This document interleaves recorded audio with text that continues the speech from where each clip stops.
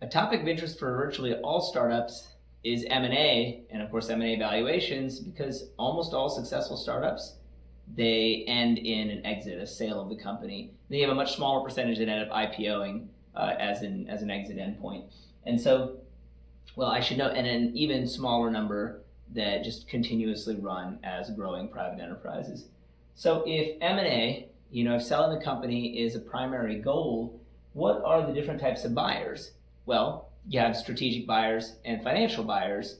Strategic buyers are valuing the product that the company provides because they feel they can integrate it into their own, or they can add it to their suite of products. In some way, it has a synergy, or it complements what they already have. Financial buyers are basically taking the company and they believe they can optimize it. Maybe they can grow it a little bit further or faster. Maybe they can increase the profitability. And that's how they're going to get their return.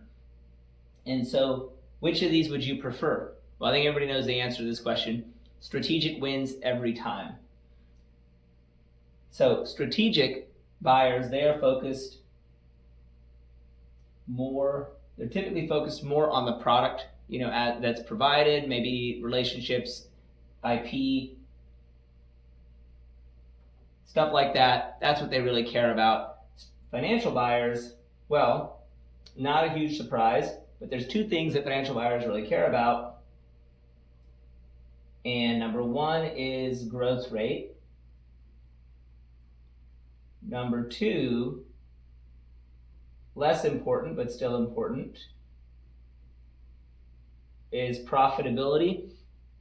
And not so much profitability necessarily in the immediate term, although that's very helpful for some buyers, but really it's the unit economics.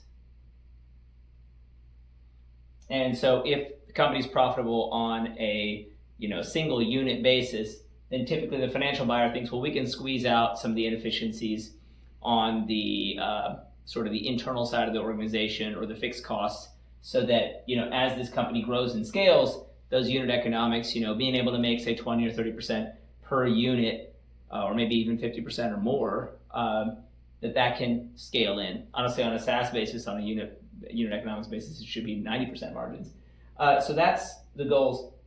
With a strategic buyer, it's really product, IP, that ridiculous word that everyone uses, but that actually has some meaning here.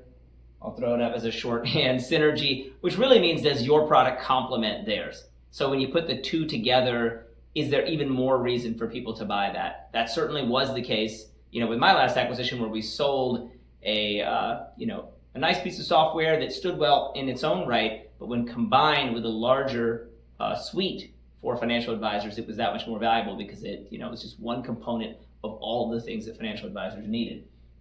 And so you have that.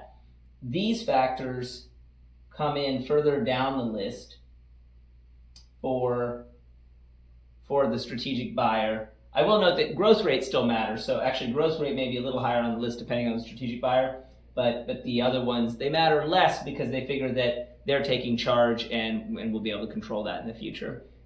What's the difference in valuation between these two types of buyers? Well, I can tell you in my personal experience that the valuation offered by a strategic buyer in the end was over 50% higher than the financial buyer. And you can see different ranges, but it could be as much as 50 to 100% higher. Actually, it can be even more extreme than that. If you take the extreme case of WhatsApp as an example. So WhatsApp sold for $19 billion to Facebook. But if you look at it from the financial buyer's perspective, one of the highest plausible, reasonable numbers that you might be able to come up with at the time of that exit was $5 billion.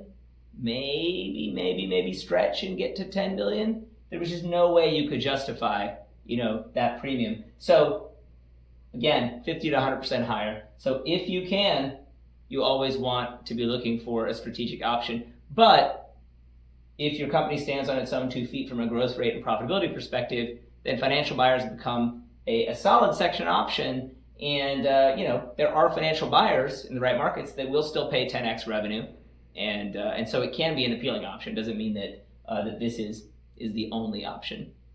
And so what do the ranges look like? Well, we'll get into it further, but from a revenue multiple perspective, and here I'm talking about SaaS companies, maybe the long term, everyone's becoming an AI tech company or infusing their offering with that. So it could even apply to such companies, but let's say software companies broadly, because it varies, valuations vary by industry a lot. And so of course, services will be different from product, but you also have within products,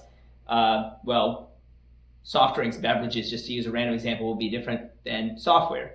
If you boil it down to EBITDA multiples and you get profitability multiples or long-term profitability multiples, on the financial metric side, it actually does even out, believe it or not. But let's just stick with software, in that example, and that's the example with which I'm most familiar. And so over here, in the right markets, you could expect to go as high as 10 to 20x ARR on this side. On this side, you typically are going to be in here, and it could be lower depending on other market factors, and we'll cover more of those next.